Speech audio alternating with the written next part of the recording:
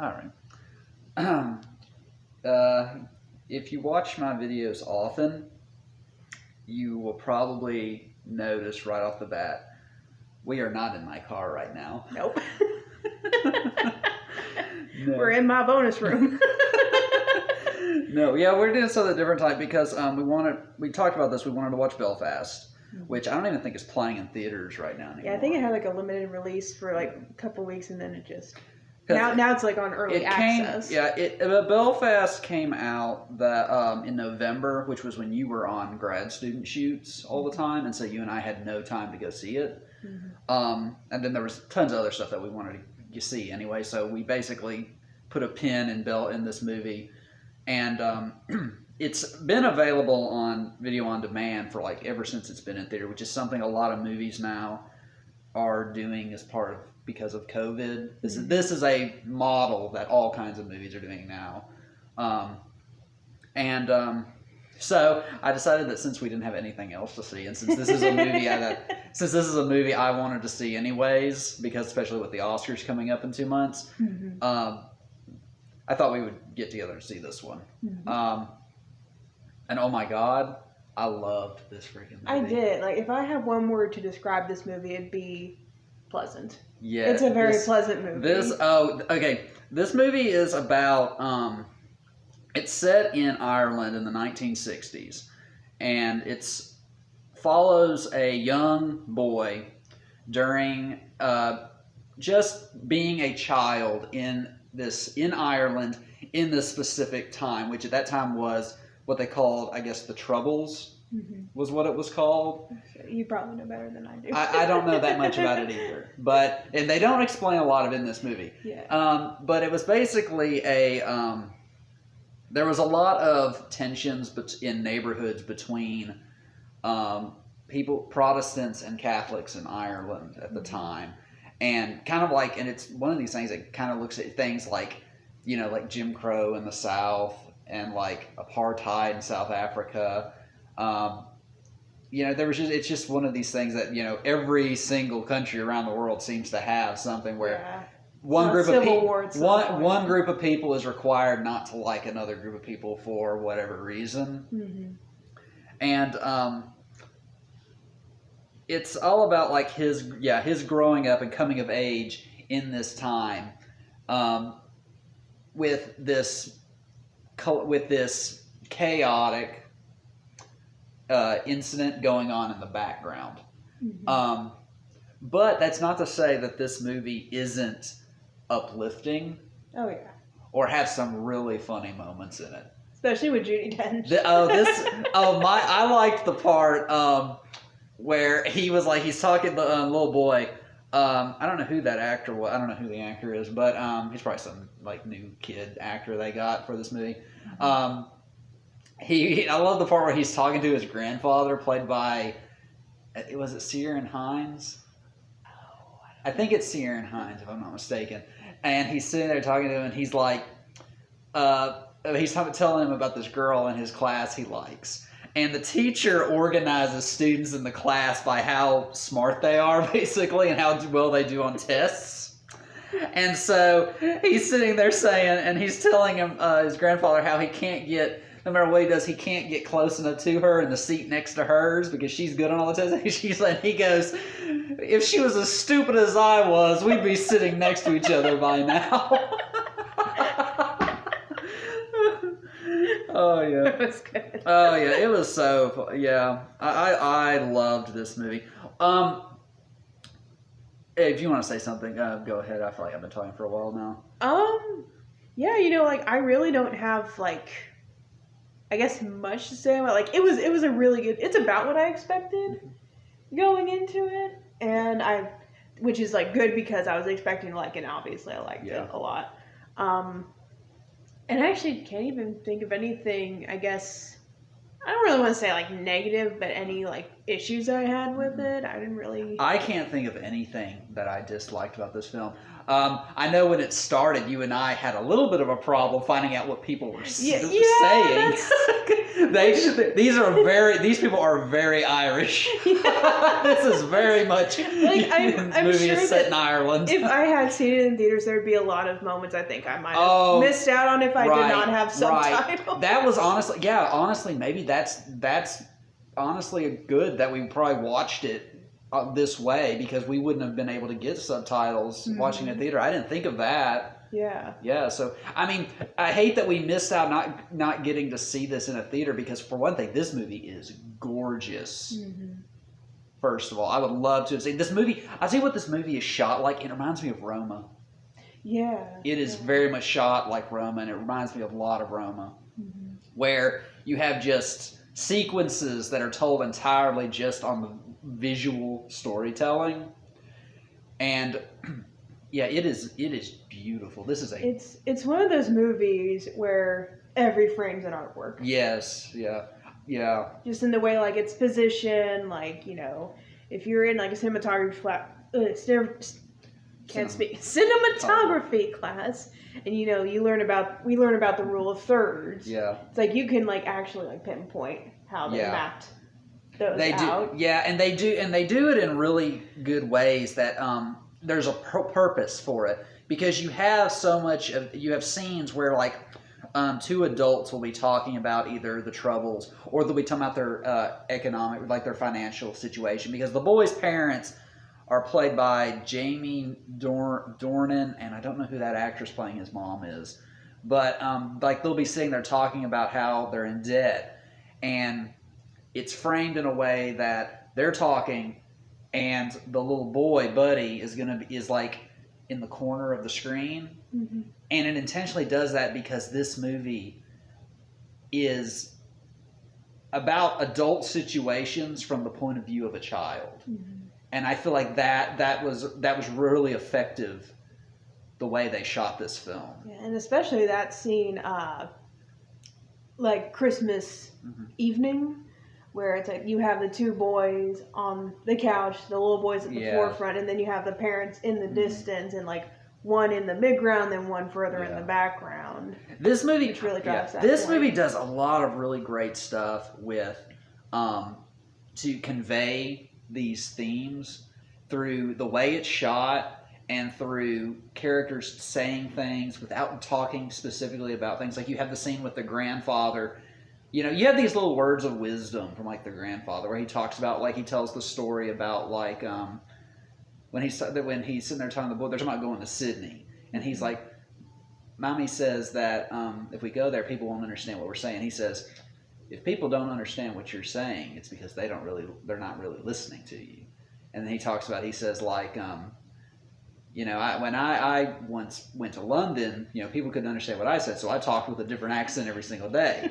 And he's like, they didn't know who I was or what I was, but I knew what I was. What are you, buddy? Like oh my God, I love the dialogue. This is I love very good. I love the cinematography in this movie. I love the dialogue. There was also another cool thing about this movie that this movie does to convey that. This movie uses movies. Yeah. And I feel like not everybody is going to get some of these things.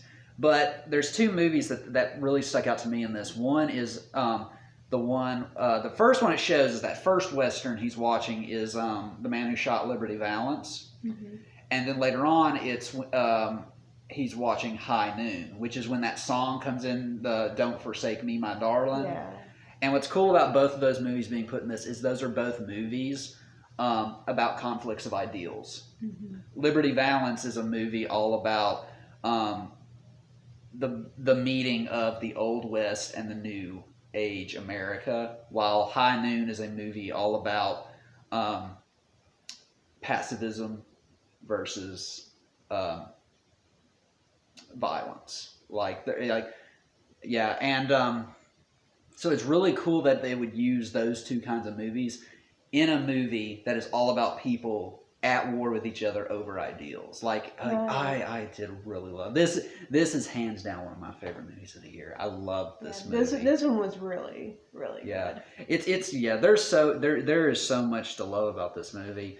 I will say, like, if I had to nitpick one thing, and it's like the tiniest little thing. It's during that confrontation scene at the end where the dad is confronting the gang leader, and like he's about to pull the firearm, and he just throws the crate and knocks the gun out of his. Well, they had set that up earlier with the baseball, Yeah. like the dad is able to throw, like he knocks that one ball off the older son's head, and like they set that up earlier on. That which I got, it's just the logicality. Yeah. Of it. But again, that's a total nitpick. Nothing wrong with the movie. It's just the logic side of my brain is like, huh? Oh yeah. Oh gosh, what are some other things about this movie? I don't know. I feel like we've already gotten basically everything in this movie. Well, and then there's like, what really makes this film for me is just all like the little things that they add in there to like add the realism to it. Like how we were talking about midway through, like the whole time he's still clutching onto that wash powder. Oh, that was so much. Which, like, a little kid in this situation is like, you're scared, you're going to hold on to whatever you're holding on to. You're not letting go. There's a scene when a riot starts, and they end up raiding a store, and Buddy, he gets dragged in by. Who was that girl? His cousin? He said something about cousins. I think she was his cousin, yeah. And she ends up dragging him along to this, and she's like, take something. And he basically said, and he ends up taking washing powder, like some you put in the dishwasher. Because it's biological. And he gets it home, this big old thing, and the mom is like, where did you get that? He's like, I stole it, or we're looting the general store or whatever. And she's like, you stay right there. And then as soon as she opens the door, he's like, no, it's biological. like that's the excuse. And she drags his butt back down there and makes him put it back. But then, of course, they get stopped by these other Protestants. Who's like, no, we're not putting stuff back. That's not the message we're trying to send, because they're trying to run the Catholics out of their town. And the whole time that these riot police showed up, and he's the whole time he's still clutching on until they literally get back that evening, and there's just this shot of them on the couch, sitting it right in center frame, but with biological right across the tag. Oh my god, this movie was so much fun. I love this movie. I don't know. I'm trying to figure out if I love this more than Licorice Pizza. I went and saw Licorice Pizza. How was that? It was really great. It was really great too, and and it's real similar to this movie. Both of them are kind of these nostalgia pieces that both kind of use like specific time period, and they use music in real similar ways. Like this movie will just like have scenes with just like any like basic like pop song from like the time playing over it. Licorice Pizza did that too. That movie was set in the 70s. This one's in the 60s. But yeah, I love this movie. It almost reminds you like a Wes Anderson picture at times. Kinda, yeah. But like never gets as like cartoonish as that. It's almost like Wes Anderson films crossed with like No Man Land. Something like that. Anyway. Yeah, it never gets like outrageous except for one, the candy store scene. Yeah. Where they run through that a little quickly to get like, but that's kind of the joke of it. And also the only other part of it that's a little blown out of proportion is the part when they're sitting at the beginning when they're sitting in church. Oh gosh, yeah, and the minister's like doing that fire and brimstone. Yes, because they're Protestant and they go to church, and you hear Jamie Dornan's like, I don't have anything against the Catholics, but it's a religion based on fear. And then they're sitting in like their Protestant church, and the minister is up there, Protestants, you will burn in hell if you don't choose the right path. Which path are you on? And he's just sweating. And now, money. And they start sending the collection plate around. And it's like the little boy's just like, oh yeah, it was great, thanks. Meanwhile, he's like probably currently shitting himself. That was the only part that I feel like it got a little kind of wasn't very realistic. That's true, which I'm pretty sure was like the point of it all. Yeah. Even though I'm sure there are plenty of Protestant preachers who do exactly that.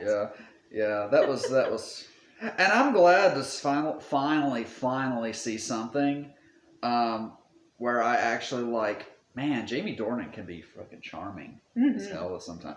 Do you know what he was in? He was in 50 Shades, Yes. wasn't he? God, he was unbearable unbearable in those movies. That poor man, though. Like, imagine, like, Mhm. you're trying to get all these great roles and you Yes. get cast in 50 Shades. And same for the actress who played Anastasia, because I think she went on to do some Dakota Johnson. She's a fantastic actress. I watched her in a movie just last week called The Lost Daughter on Netflix with Olivia Colman. Mm-hmm. She's a fantastic actress, and it just goes to show you. I think like anybody, It was like Robert Pattinson syndrome. It's like they got cast in something that they probably didn't want to be in. Same with Kristen Stewart. You know, Kristen Stewart's probably fixing to win an Oscar for playing Princess Diana. You Mm-hmm. know, I still haven't seen that movie yet. I need to go by Redbox and rent Spencer.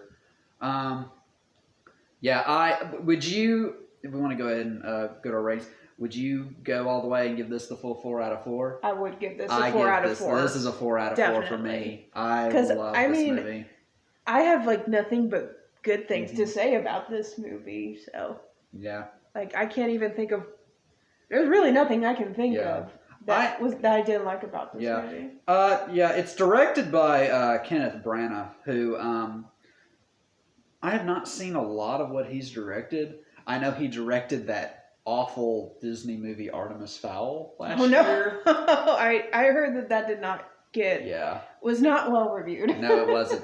He did the first Thor movie, which is funny because there's a part in this where the little boy is reading a Thor comic book. And he also directed the 2015 live-action Cinderella, which I thought was okay. Yeah, that was fun. Yeah. Like all the Disney, remakes, that was passable. Yeah. This is out of what little I haven't seen any of his Shakespeare adaptations because I know that's what he started out doing. He did Henry V and he did an adaptation of Hamlet, which is like 4 hours long. Oh shit! No, thank you. Never seen any of those. I'm not so much a Shakespeare fan to sit through 4 hours of a movie of one of his plays. I've never seen any of those, but out of those few more recent films that I have seen, this is by far the best one. Mm-hmm. Yeah. I did love this movie. I guess if we don't have anything else to say, we don't have any trailers to talk about. No trailers this time because it was direct to streaming. Nope. I guess if we don't have this is a fantastic movie. Anyway, so we did this tonight. Tuesday, we're still set for Scream. And I still gotta watch the first one. Oh, I'll probably watch that tomorrow. It's on Hulu right now, I believe. Nice. I believe that's what I saw has it right now. Hulu. I'm planning to either watch that tomorrow or Monday. Yeah. Before we see it. Yeah. It's a lot of fun. I like Scream. It's not one of my all-time favorites. I do like. It's not like as good as like something like how the original Halloween or Psycho. It's good. It's fun. And it's like very self-aware from a time period before self-aware became everything. Everything. So this was like when self-aware was still fun. Self-aware before it got overdone. I'm so sick of how everything now has to not only be if it's part of a franchise, it has to be aware it's part of a franchise. Even Matrix Resurrections did that. There was no reason for a Matrix movie to be meta. There's no reason for that. It's not a Marvel film. Yeah. But Scream, I like the original Scream a lot. Well, I'll talk more about it, I guess, when we actually see it on Tuesday. But and I can't remember if there's anything else. I don't know. Oh, I do have a review. I am planning on doing a review video for Licorice Pizza soon. So, cool. Yeah. Oh well. So I guess we don't have anything else to add. I don't think so. All right. This was like a pretty short and sweet review. Yeah. All right. See ya.